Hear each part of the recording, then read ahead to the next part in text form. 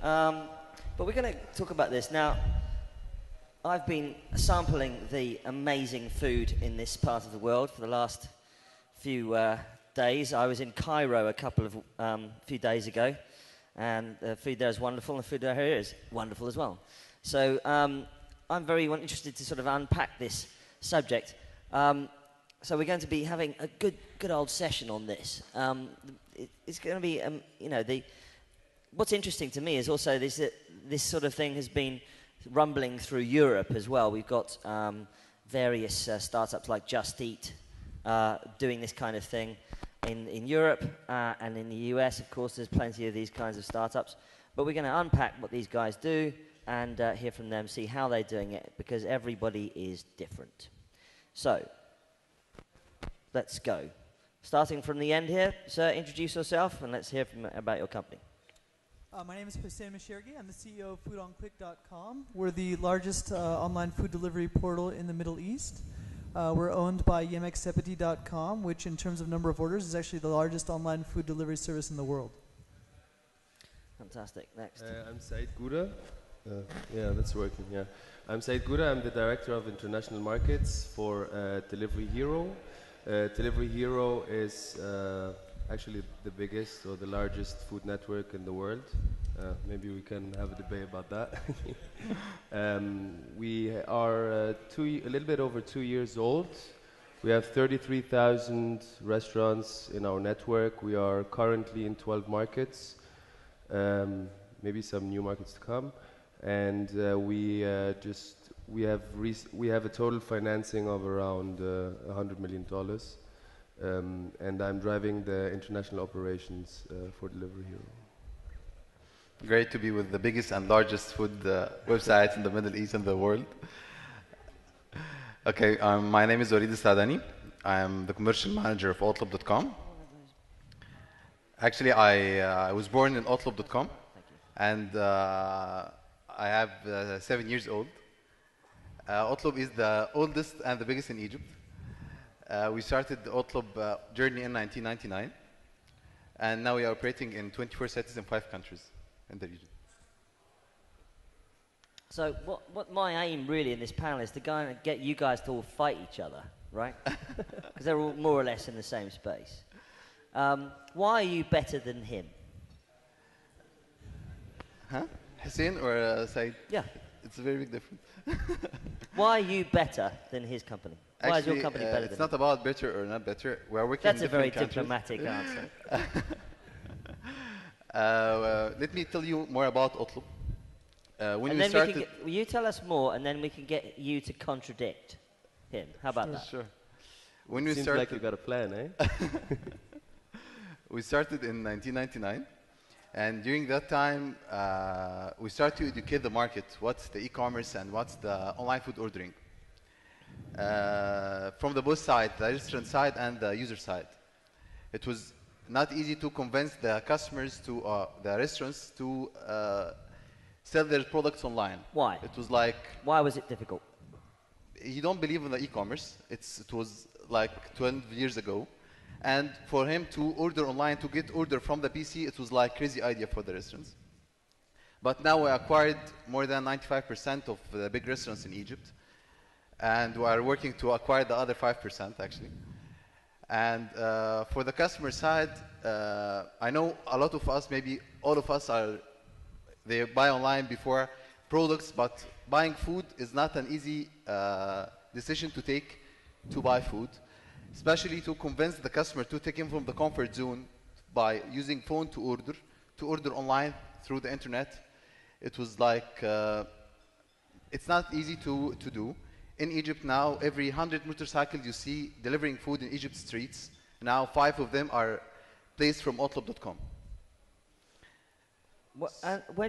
How did you physically acquire these customers? Did you go around, did you build a sales team and go into the restaurants and convince people in person? When we start, we go physically to the restaurants to visit them to acquire the restaurants. But now in Egypt they are coming to us because we are another revenue stream for the restaurants.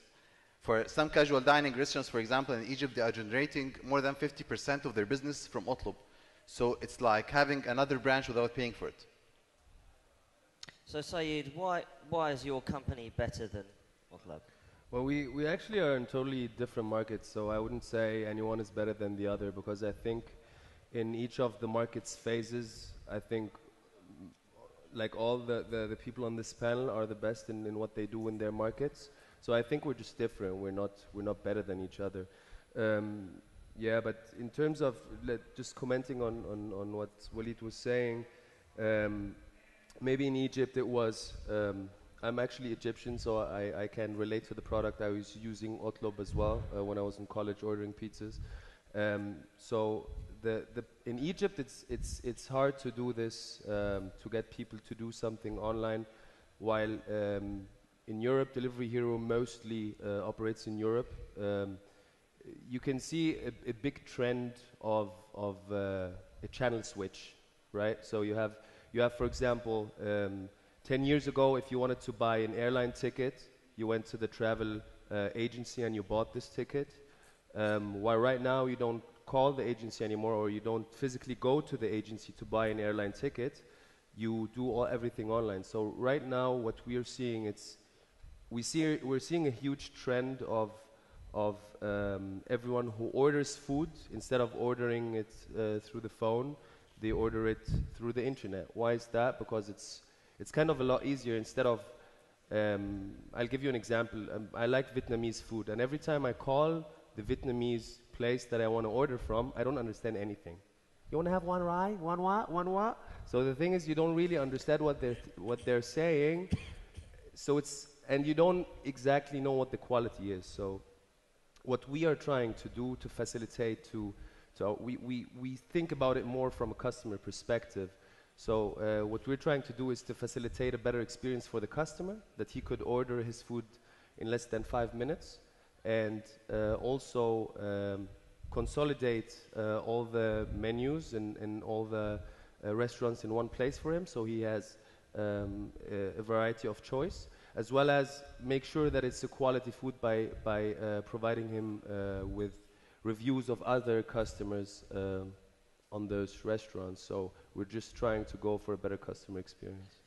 Great. And by the way, if you want to ask a question, you could do it via that Twitter wall. If you do @MikeButcher, maybe I'll be able to read it out. I'll be able to single it out for you.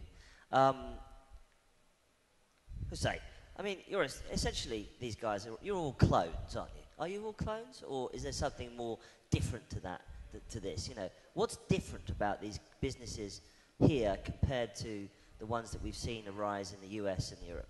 Yeah, sure. So I was actually born and raised in the U.S., in California.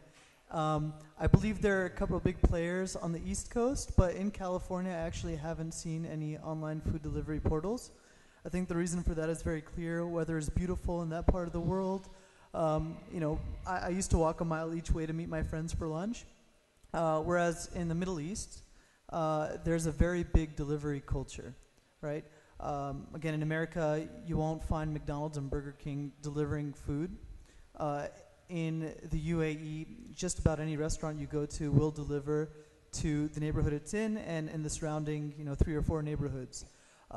So I wouldn't call us clones. Yemeksepeti was started in 2000, and they had experimented with 2 markets. The first was Russia, and the second was Middle East. So Foodonclick started in June 2010. So for the first 2 years, before we raised our $44 million from General Atlantic, we had been, just kind of seeing how the 2 markets went. And what we saw was that in the Middle East, people were very eager to try ordering food online. We've seen ourselves grow 300% year over year, and we're continuing to grow. We've actually had to deal with a lot of issues that I think are very particular to the Middle East, right? Like, one is that there isn't a very good address system. And luckily for our type of business, it's a very hyper-local business. So when you compare it to other types of e-commerce businesses, the people that are delivering the food are already in the neighborhood or near the neighborhood and already understand where to go. But we've done some things on our websites to make it much easier for restaurants to find the customer. We always make sure to include a surrounding landmark and the customer's phone number. We're currently working on a new map widget, which will allow restaurants to actually see, all the buildings they may be familiar with, and a little flag that shows the restaurant or the customer's location itself. But essentially, isn't it simply a race between these kinds of companies? Is it not just a race between markets to become number one across the region, or do you think that there's room for all of the players? Well, it depends. Like in some countries, like if you want to go a little bit into talking about the market size, the global market size out of the research we have done is around $75 billion. The market size in the countries we are in is around $20 billion, and out of those 20 billion right now, 1 billion is being done by ourselves and the competitors. So I think there is a lot of potential there. So there is a place for everyone. Yet it is I can see it in operating 10 of our 12 markets, and also looking into the German and our English operations. There is an extremely fierce competition because it's just it's also a game of market share, right? So everyone is trying to grab as much market share as possible because the channel switch is happening right now. So those from now until the next 5 years, there are going to be a lot of market share being added up, and a lot of kind of everyone is trying to outline his territory. So this is why the competition, I think, is very fierce, and you can see it across all the metrics. Walid, is there a possibility that you guys could get an edge in terms of, say, technology? I mean, building your own platform, your own reservations platform, your own delivery platform. Is there a possibility to get an edge, right, in technology platforms, or is it simply about execution of the business? Definitely, yes, it affects the business, but what differentiates the player for another is localization, actually. How to localize your business, how to adapt the local market of this business. Give us an example of localization. We are working in Egypt for 12 years, but when we moved to open replicate the same experience in Saudi Arabia, the praying time, if in Saudi Arabia praying time, they close the shops.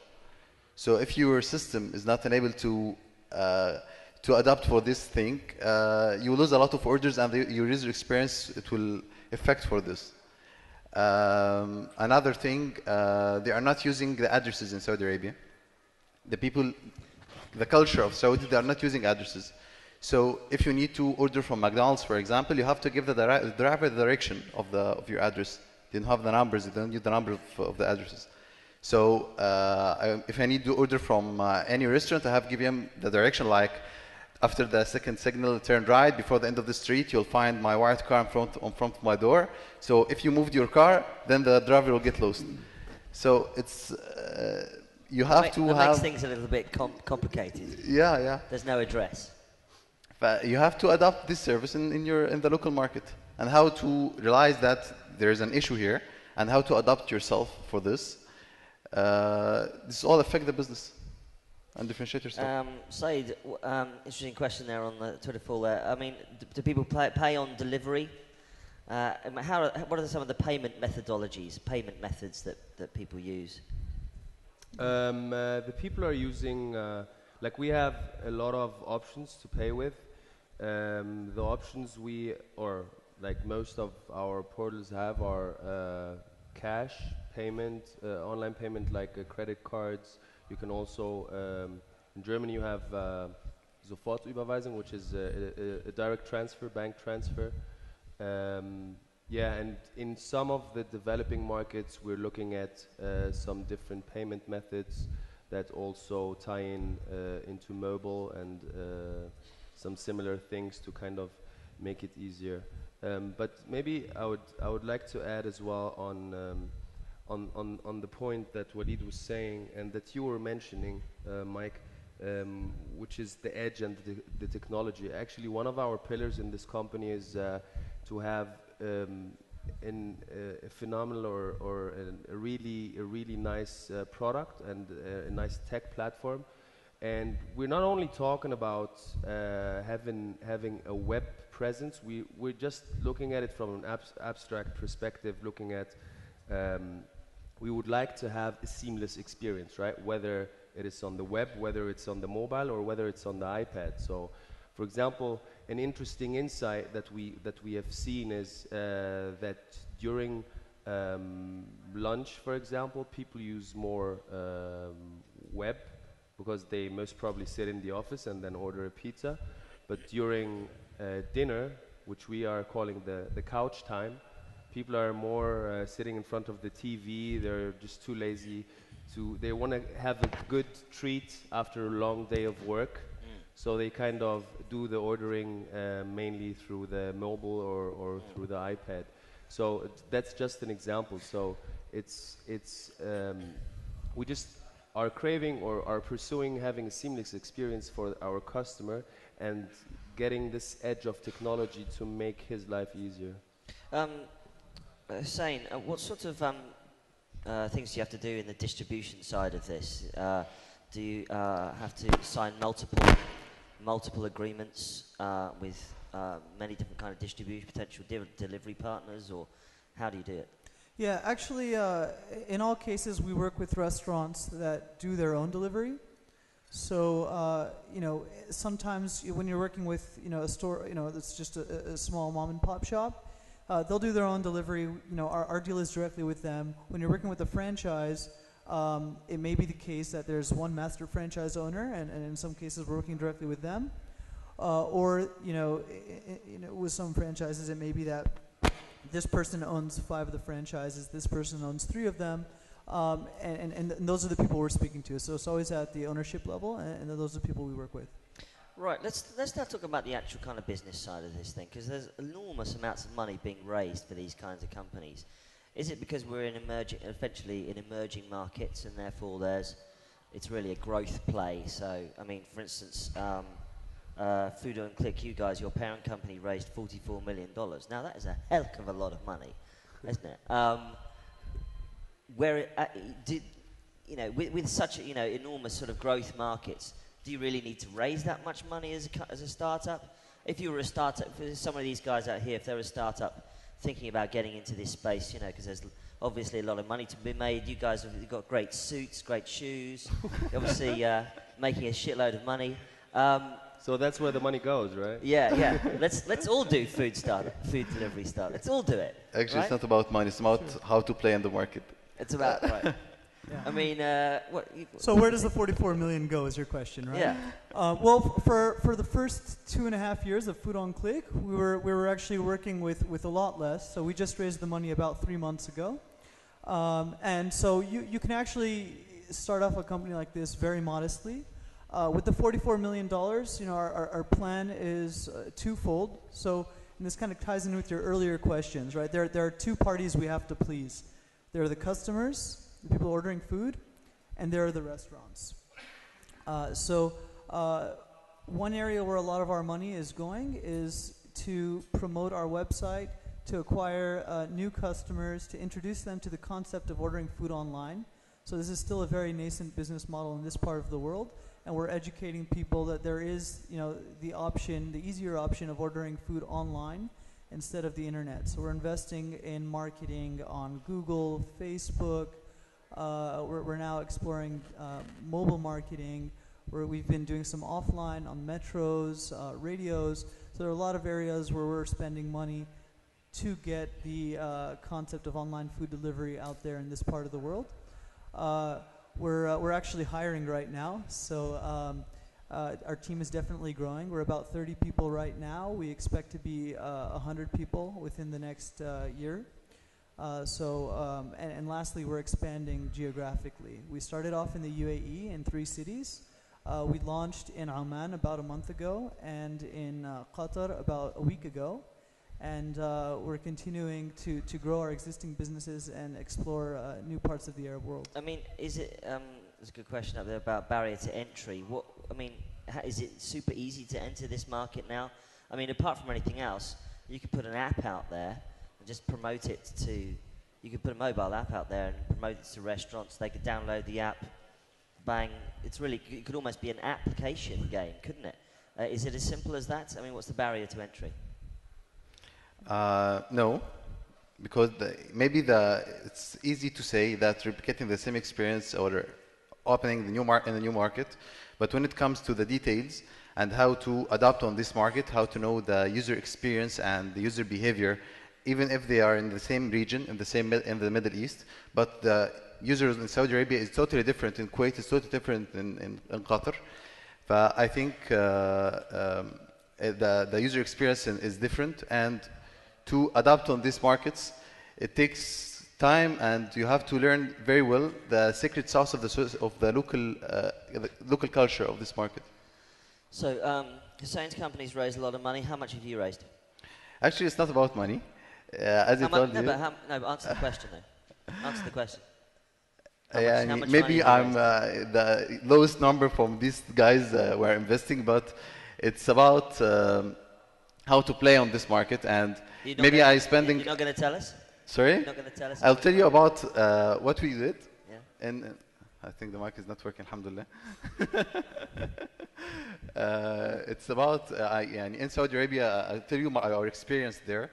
When we started in Saudi Arabia, we entered the market. So let me just be clear here.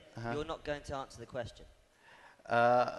Actually, the numbers, as I told you, we are not investing a lot for the time being, but we know how to play in these markets. I'll give you the example again for Saudi Arabia. So you're not raising any money at all. Is that right? Definitely no. We are not raising any money. No, we are raising. Okay, definitely we're raising money. Raising money. Definitely yes. How much? But let me talk about the experience. No. Let's answer the question. Why don't we answer the question?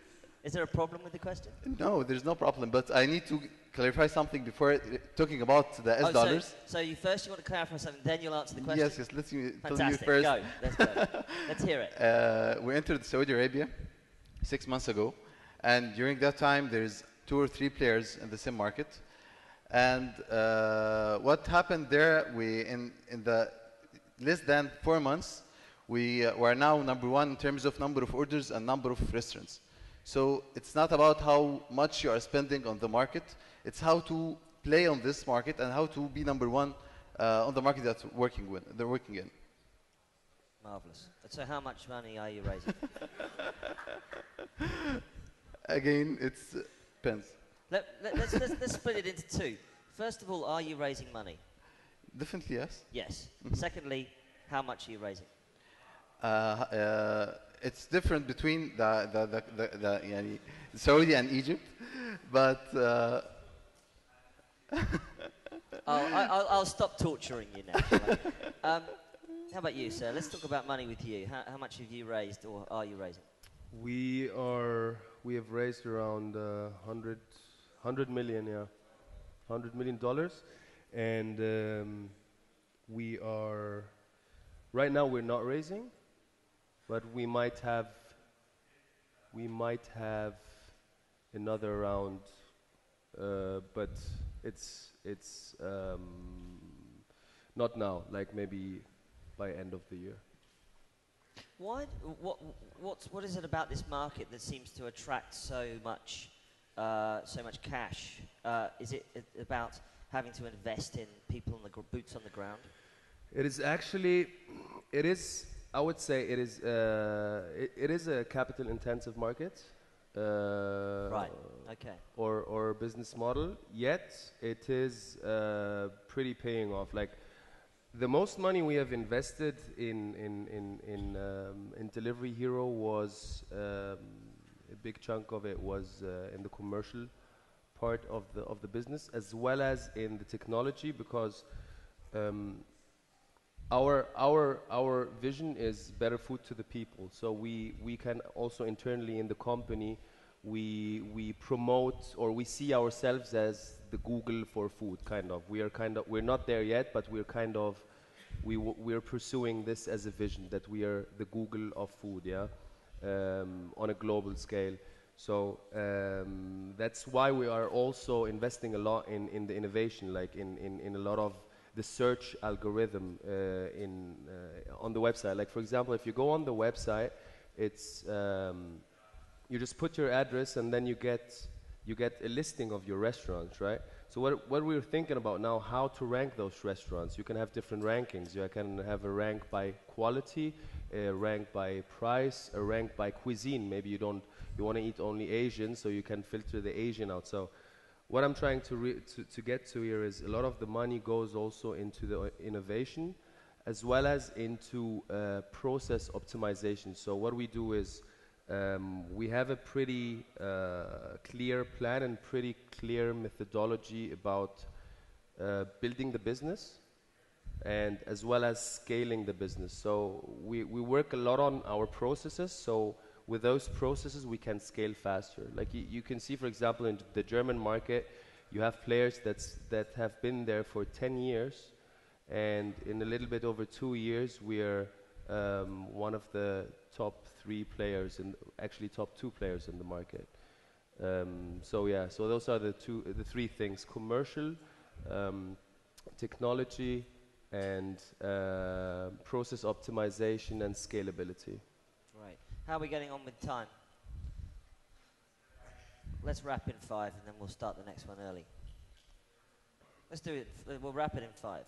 So, anybody got any questions while we're chatting up here? You, sir. Do you want to shout it out? In the MENA culture.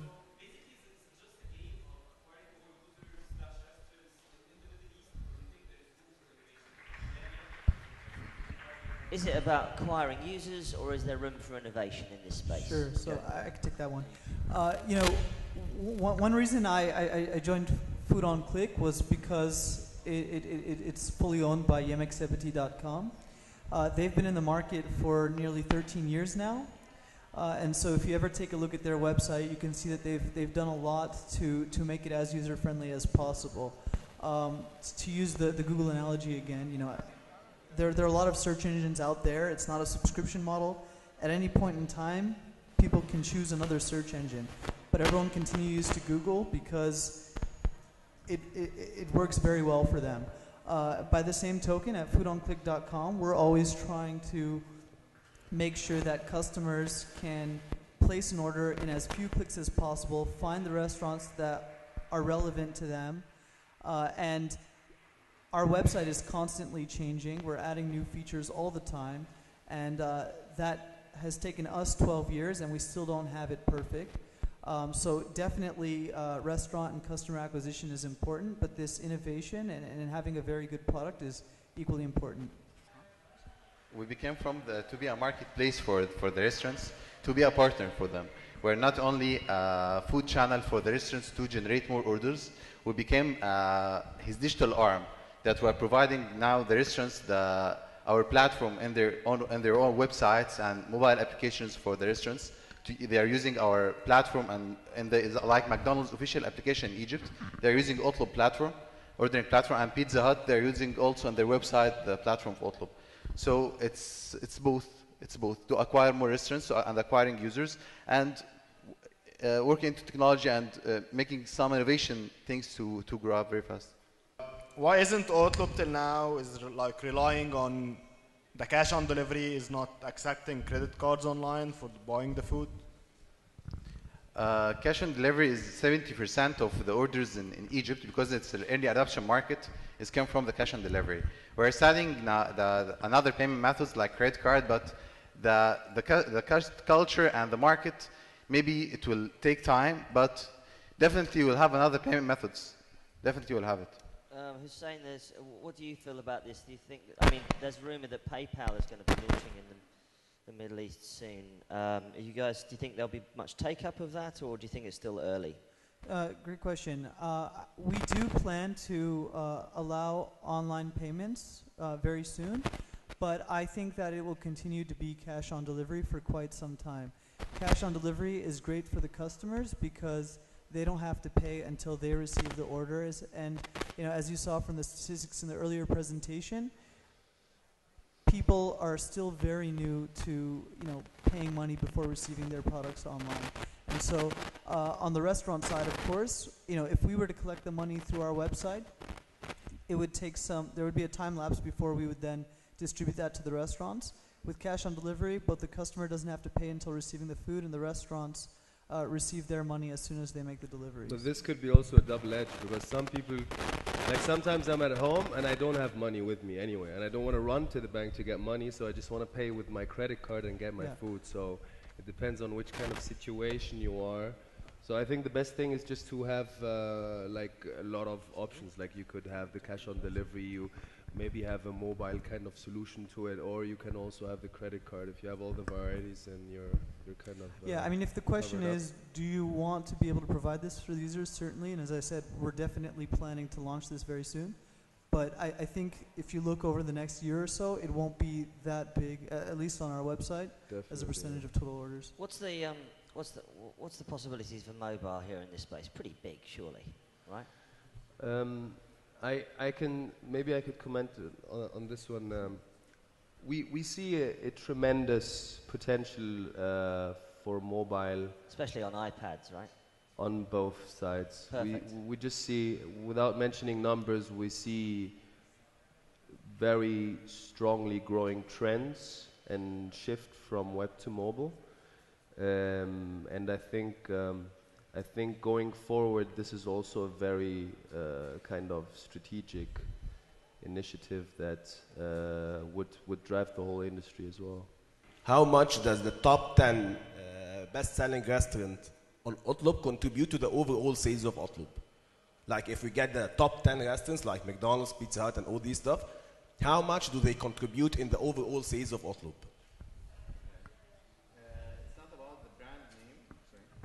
It's not about the brand, it's about the category of food. Maybe 65% of the orders came from the fast food, and 35% came from the fine dining and casual dining restaurants. So the fast food is playing a very big, taking a very big part of the orders that came from the online ordering, and I think it's the same percentage of the market, of the food delivery. Okay, let's get, oh my goodness, lots of questions about this. Let's squeeze in a couple more questions quickly. Hi, Noor al-Masri, Sayyidati. How many females versus males do order online? And do you share, this is a question for everyone, do you share information about the most popular, let's say, cuisines or type of food that people order per country? So who's doing the ordering, the guys or the girls? And go ahead. Sure. On Foodonclick.com, it's even. It's about 50-50. 50-50. Yeah. Equality at last. Yes. Equality in food. And what are the top? What is everyone all eating?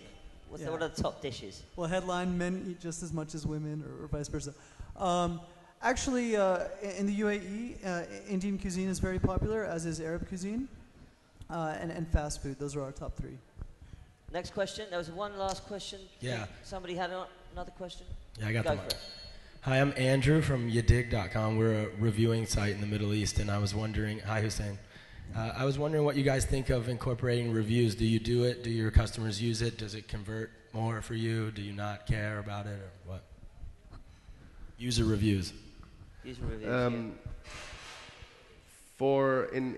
In case of DeliveryHero, actually, we are putting a lot of focus on user reviews, because we would like user reviews, especially in Germany and in the UK, also in most of our markets in Europe, are if a restaurant has more than our reviews are out of 5 stars, right? So if a restaurant has more than 4 stars, then the restaurant kind of has some kind of a quality that other customers trust in and order more. Also for those restaurants, as we work on both sides, we're trying to get a seamless experience for the customer, and we're trying to offer a better commercial proposition to the restaurant. The restaurants who have more than 4 stars in terms of reviews, you have endless kind of options to work with them on kind of things that will make them sell more. For example, packaging. Sometimes I order this Vietnamese food and it comes into this ugly orange bag, and you open it up and you spill half of the soup on yourself because the packaging is pretty bad. So it's also serving the restaurants from this side is a pretty, I would say it's an endless opportunity, because you can just be a full service agency at a point in time for the restaurant that currently is globally underutilized. Great. I think we are going to wrap there and go for our next panel. Can I say thank you very much to our panelists? Thanks very much, guys. Thanks, mate. Well done. Well done.